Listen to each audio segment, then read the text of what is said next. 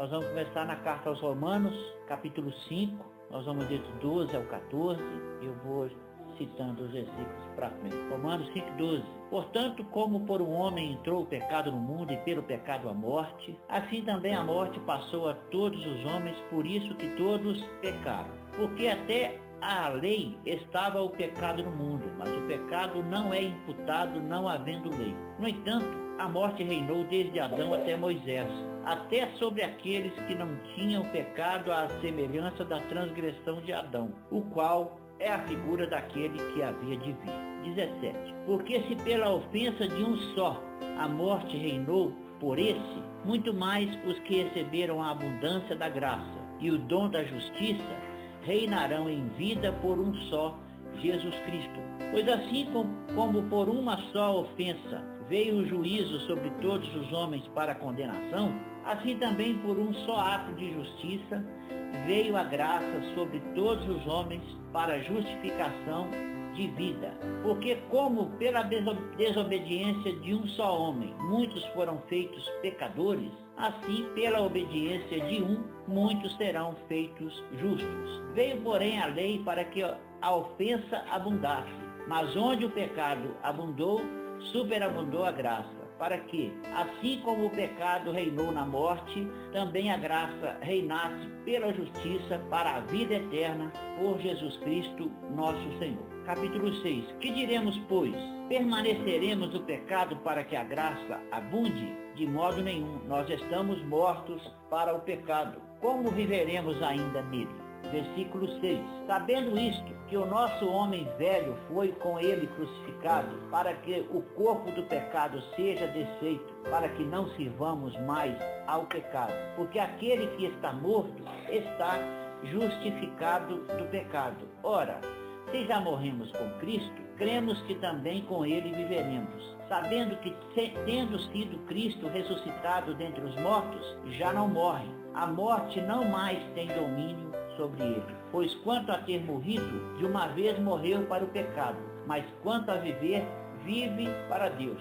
Assim também vós considerai-vos certamente mortos para o pecado, mas vivos para Deus em Cristo Jesus nosso Senhor. Não reine, portanto, o pecado em vosso corpo mortal para lhe obedecerdes em suas concupiscências. Nem tampouco apresenteis os vossos membros ao pecado para instrumentos de iniquidade, mas apresentai-vos a Deus como vivos dentre os mortos, e os vossos membros a Deus como instrumentos de justiça. Porque o pecado não terá domínio sobre vós, pois não estáis mais debaixo da lei, mas debaixo da graça. Por que pecaremos porque não estamos?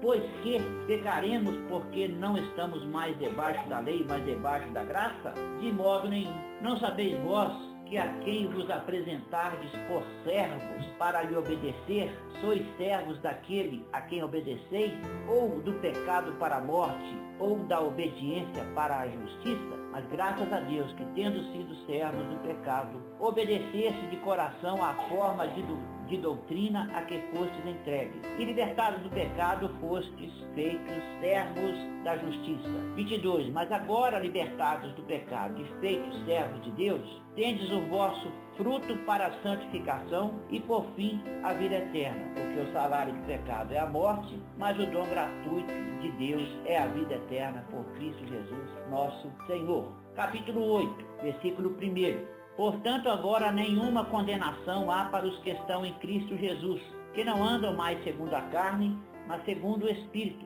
Porque a lei do Espírito de vida em Cristo Jesus me livrou da lei do pecado e da morte. Versículo 14. Porque todos os que são guiados pelo Espírito de Deus, esses são filhos de Deus. Porque não recebestes o espírito de escravidão para outra vez estardes em temor, mas recebestes o espírito de adoção de filhos, pelo qual clamamos, Abba, Pai. O mesmo Espírito testifica com o nosso espírito que somos filhos de Deus. E se nós somos filhos, somos logo herdeiros também, herdeiros de Deus e co-herdeiros de Cristo, se é certo que com ele padecemos, para que com ele também sejamos glorificados. Porque para mim tenho por certo as aflições deste tempo presente, não são para comparar com a glória que em vós há de ser revelada, porque a ardente expectação da criatura espera a manifestação dos filhos de Deus, porque a criação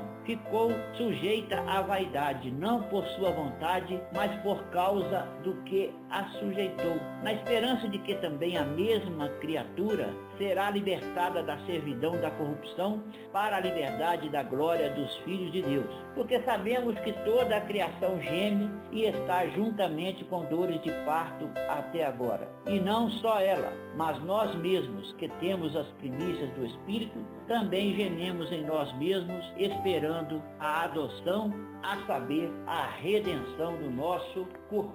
Então nós temos aí alguns textos que falam sobre a graça de Deus e falam sobre como a gente se comporta em relação à graça e em relação à lei. Fala como que a gente deve se apresentar para Deus sendo libertos da lei. Os nossos corpos que antes eram livres para fazer o que quisessem de acordo com a liberdade humana, agora tem toda a liberdade para fazer a vontade de Deus de acordo com a liberdade do Espírito Santo que habita em nós.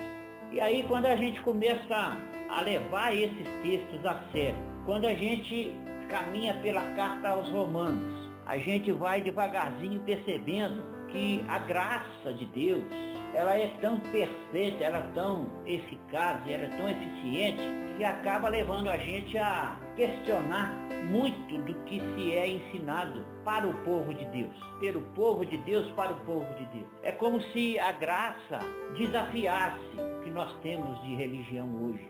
E a graça desafia tudo isso. Porque o sistema religioso, ele trabalha baseado na culpa e no medo. Quando Estevão falou esse negócio de Deus não habitar em templos feitos por mãos humanas, se a gente enxergar tudo que acontece com essa visão, a gente vai perceber por que dá-se tanta ênfase em coisas que causam insegurança nas pessoas, fazem medo nas pessoas.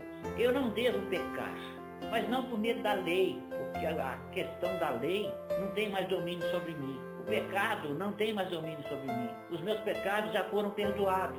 Então eu não tenho que pecar, deixar de pecar por medo de ir para o inferno. Eu tenho que me esforçar para não pecar em honra ao santo que me livrou dos pecados, sofrendo a punição dos meus pecados no meu lugar. E aí, quanto mais eu penso nisso, mais eu quero amar Jesus, mais eu quero obedecer à vontade de Deus na minha vida por amor, não por medo. Não por culpa, eu estou livre da culpa. Romanos 1 diz, portanto, nenhuma condenação há para os que estão em Cristo Jesus, que não andam mais segundo a carne, mas segundo o Espírito, porque a lei do Espírito de vida em Cristo Jesus nos livrou da lei do pecado e da morte. E aí, a gente não consegue mais aceitar como certo e nem se submeter a certas práticas, a certas pregações religiosas. Por exemplo, é mais conveniente para os pastores que vivem dependendo do salário de pastor, para os donos das igrejas,